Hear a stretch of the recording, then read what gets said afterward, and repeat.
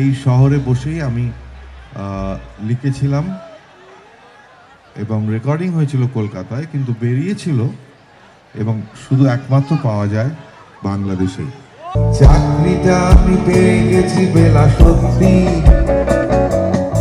আর মাত্র কয়েকটা মাস বাস। স্টার্টিং এ ওরা 1100 দেবে, 3 মাস পরে কনফার্ম। চুপ করে কেন ওরা কিছু বলছো না? এটা কি ট্রু ফর ফর রাতমান্ত্রী না? দেবা দোষ তুমি পারছো কি শুনতে? তখন নীল অনেক ছোট ছিল, আপনারা জানেন হয়তো, এবং 12 বছর বয়স। আমরা দুজনে গিটার বাজাতাম। তারপর বহুবার আমরা এসেছি এখানে, আমাদের অ্যালবাম বেরিয়েছে। এখন সে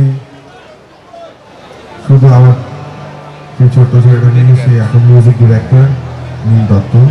বাসের ভেতর জানলার কাছে ঝাপসা, মেয়েটা আবার কান্না পায়।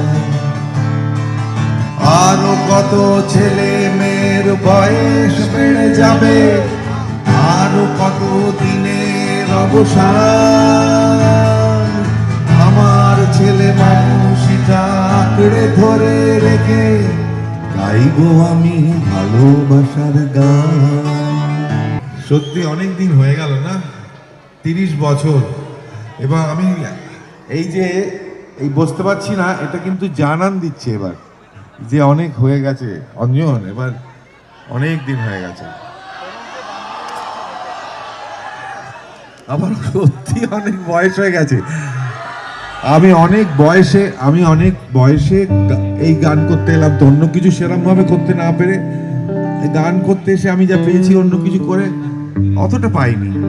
এবং আমি বুঝতে পেরেছিলাম প্রথম যখন গান করেছিলাম 1 বছর পর, যে আমার 50-60 ভাগ শ্রোতা বাংলাদেশী,